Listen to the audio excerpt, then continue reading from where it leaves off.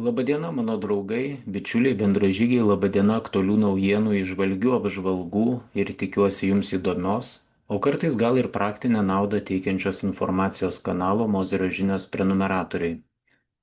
2025 m. lapkričio 29 šeštadienis.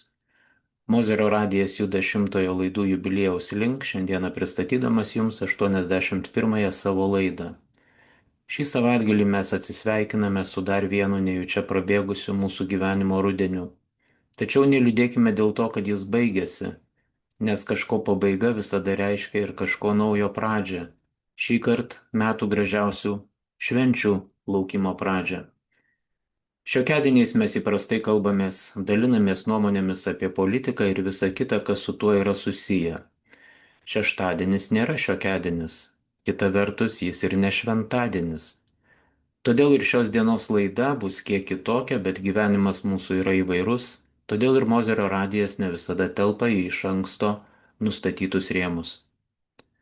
Laidos pradžioje visų pirma noriu širdingai padėkoti naujiems kanalo Mozerio žinios YouTube platformoje nariams. Nekeistuoliui, Anis Cer, Dariui ir Rasai.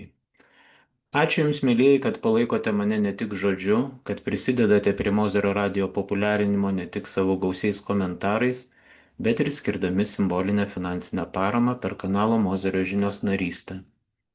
Laikui bėgant kanalo Mozerio žinios nariams, turiu omenyje YouTube platformą, bus suteikiama vis daugiau privilegijų, o viena iš jų yra ir bus tai, kad jūsų, kaip kanalo narių, komentarai visada sulauks išskirtinio mano dėmesio.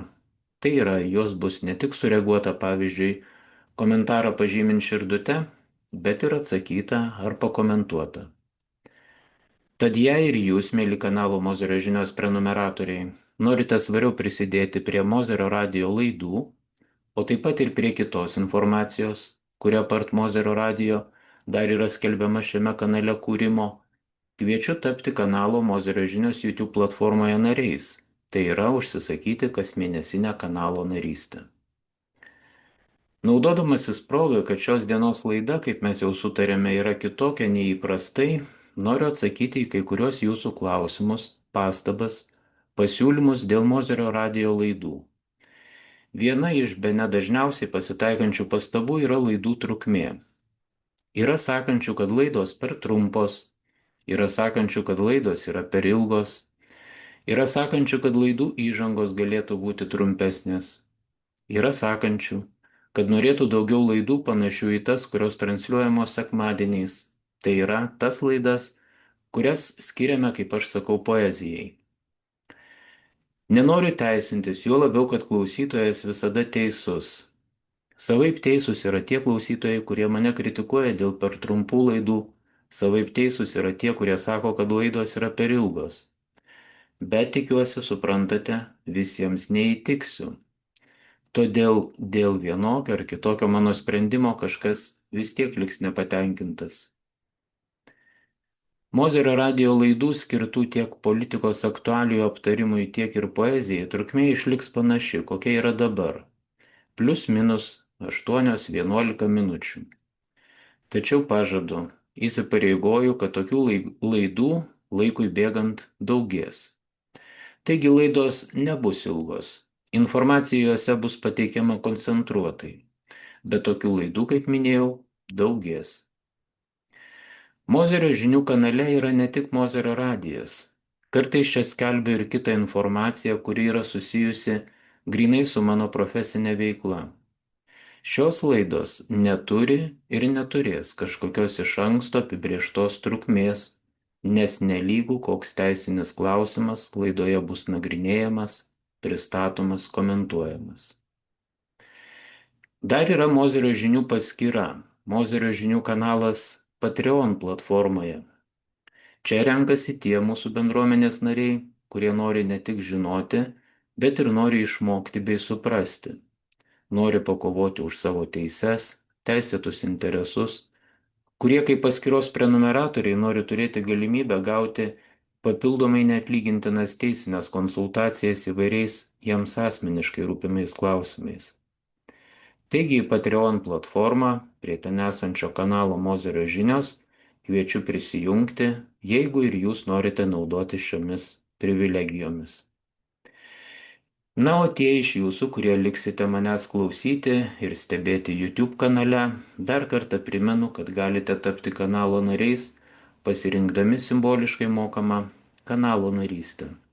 Bet apie tai jau kalbėjau, todėl nesikartosiu. Taip pat klausytojai kritikuoja mane dėl kalbėjimo tempo. Vėlgi yra sakančių, kad kalbu per lėtai, yra sakančių, kad manęs beklausydami gali užmigti, nes kalbu kaip kunigėlis. Čia iškart reikia patikslinti, kad turimas omenyje ne krepšinio komentatorius Linas Kunigėlis.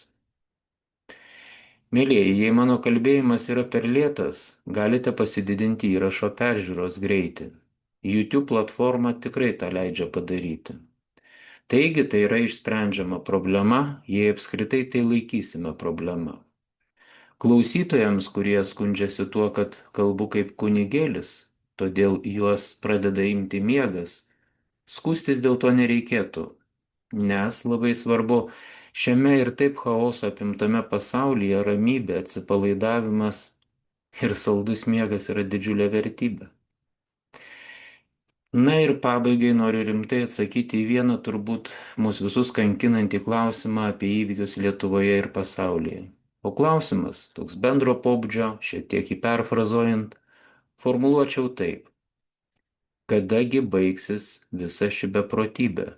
Kadagi bus pasiektas dugnas? Atsakymas neguodžiantis, bet geriau karti teisybė nei saldus melas. Aš manau, kol nebus supurtimo iš šalies, arba kol neįvyks čia kažkas tragiško, kas galbūt priverstų žmonės atsitokėti, nemanau, kad šioje šalyje kas nors iš esmės galėtų pasikeisti. Mano subjektyvių vertinimų tauta prarado, todėl nebeturi potencialo kurti išties demokratiniais ir teisiniais pagrindais valdomos valstybės. Pripažinkim karčią tiesą, kokia jis skaudi bebūtų.